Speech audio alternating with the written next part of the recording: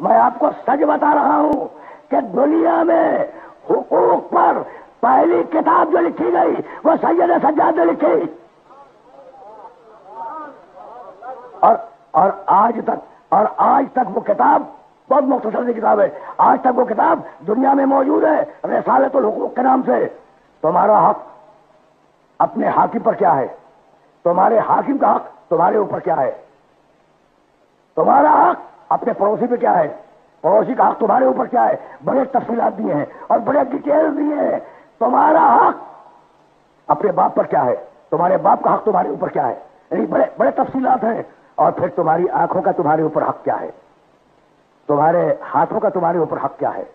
تمہارے پیروں کا تمہارے اوپر حق کیا ہے؟ پوری تفصیل کے ساتھ بیان کیا، اور وہی ایک باب قائم کیا کہ تمہارے رشتہ داروں کا تمہارے اوپر حق کیا ہے۔ بھائی سننا، اب تمہید کو زیادہ طویل نہیں کروں گا۔ حق ہے رشتہ داروں کا، اس لیے کہ انسان سماجی مخلوق ہے۔ جب سماجی مخلوق ہے تو اس کی ایک ماں ہوگی، ایک باپ ہوگا۔ جب ماں اور باپ ہوں گے تو پھر خاندان بنے گا، اور جب خاندان ہوگا تو معاشرہ بن جائے گا، جب معاشرہ بنے گا تو شہر بن جائے گا، جب شہر بنے گا تو بستیاں آباد ہوتی چلی جائیں گی۔ بھائی سن رہے ہو نا؟ بات پہنچ رہی ہے نا؟ اچھا، تو اب خاندان کی ابتدا کیا ہے؟ پورے سننے والوں سے پوچھ رہا ہوں، بڑی کامن سینس کی بات ہے۔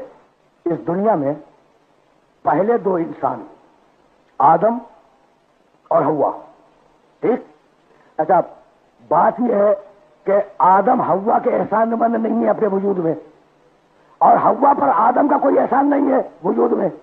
دونوں کو اللہ نے اپنی قدرت کاملہ سے پیدا کیا، ٹھیک ہے نا؟ اس کے بعد اب جو انسانیت آئی وہ ماں اور باپ کے ساتھ آئی، مان لیا نا؟ یہ تو کامن سینس کی باتیں کر رہا ہوں میں۔ اب جو انسانیت آئی اسے ماں اور باپ وجود میں لائے، آدم اور حوا بغیر ماں کے بغیر باپ کے۔ اچھا، اب مجھے اتنا بتلا دو کہ ماں اور باپ میں زیادہ اہم کون ہے نا سوال؟ اچھا، اس میں کوئی منطق فلسفہ کوئی آیت روایت استعمال نہیں کروں گا، سوال کر رہا ہوں کہ ماں میں اور باپ میں زیادہ اہم کون ہے؟ تو بتاؤں، دنیا میں ایسے لوگ بھی آئے جو بغیر باپ کے آئے۔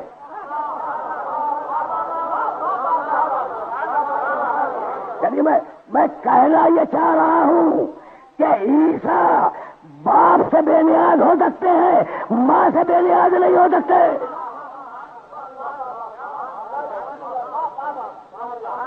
ٹھیک ہے نا؟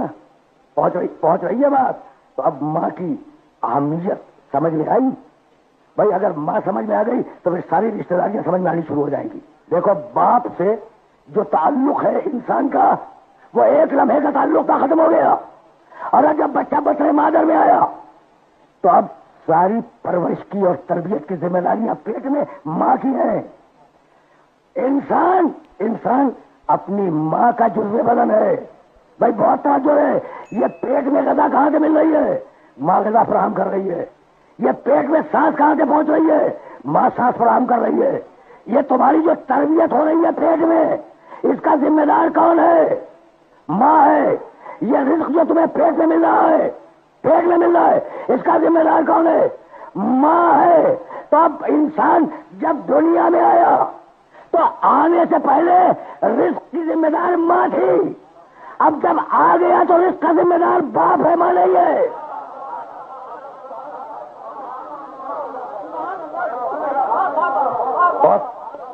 بہت سامنے کی باتیں عرض کر رہا ہوں اپنے محترم سننے والوں کی خدمت میں۔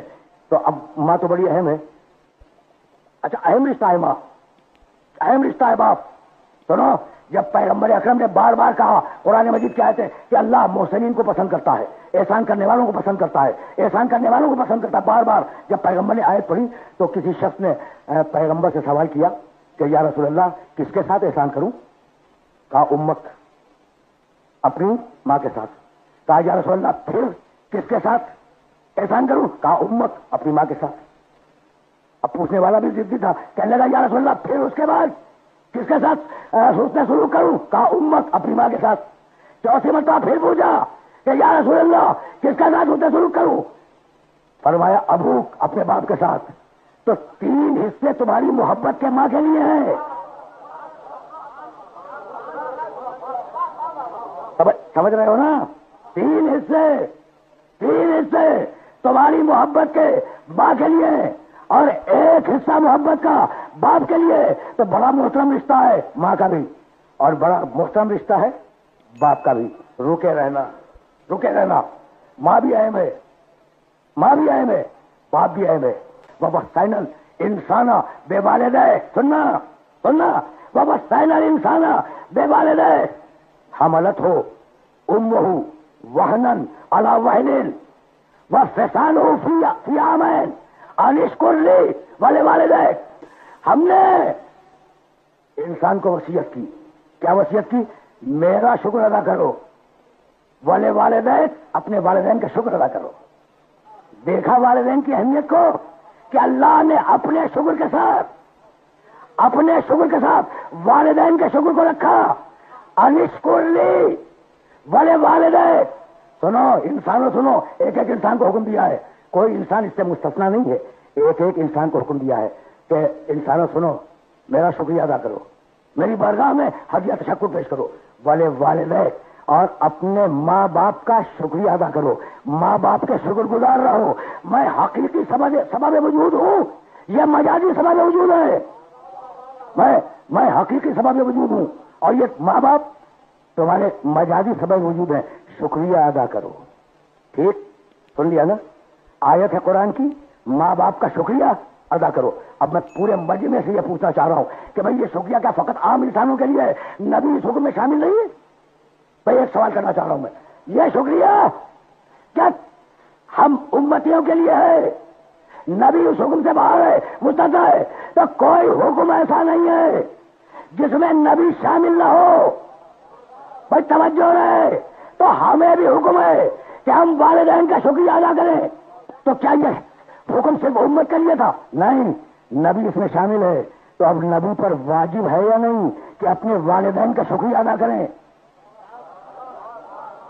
نبی پر واجب ہے یا نہیں کہ اپنے والدین کا شکریہ ادا کریں؟ تو اب میرا جملہ سننا. شکریہ ہے نعمت کے عوض، اور یہ طے ہو چکا ہے کہ نبوت کبھی کافر کی شکر گزار نہیں ہوتی.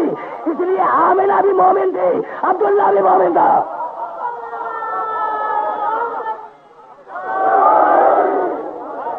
ٹھیک ہے، یہ موجود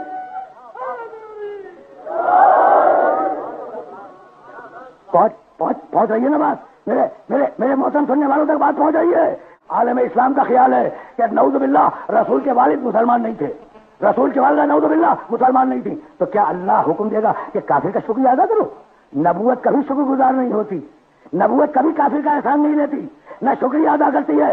اور اب شکریہ کے دو طریقے، عمل سے شکریہ ادا کرو، زبان سے شکریہ ادا کرو. ورنہ آیت پیش کر رہا ہوں اور درمیان سے آیت کاٹ کے پیش کر رہا ہوں. وَاخْفِضْ لَهُمَا جَنَاحَ الذُّلِّ مِنَ الرَّحْمَةِ. بھائی بہت توجہ رہے. یہ جو تمہارے والدین ہیں نا، ان کے لیے اپنے شانوں کو چکا دو، ذلت کے ساتھ، رحمت کے ساتھ جھکے رہو اپنے والدین کے سامنے. بھائی بہت توجہ رہے. والدین کے لیے شانے کو جھکا دو، ذلت کے ساتھ اور رحمت کے ساتھ. وَقُلْ، یہ درمیان میں قل آ گیا ہے، آدھی آیت ادھر ہے آدھی آیت ادھر ہے. قل رب ارحمہما کما ربیانی صغیرا. اور کہو کہ پروردگار ان دونوں کو ویسی رحمت سے سرفراز کر دے جیسی رحمت سے انہوں نے بچپنے میں مجھے پالا. رب ارحمہما کما ربیانی صغیرا. پروردگارا ان دونوں پہ رحم نازل فرما. پروردگارا ان دونوں پہ رحمت نازل فرما. ان دونوں پر ربیانی صغیرا، جنہوں نے بچپن میں مجھے پالا، ان دونوں پر رحمت نازل فرما. اب تاریخ سے پوچھنا کہ کن دونوں نے بچپن میں محمد کو پالا تھا. پوچھنا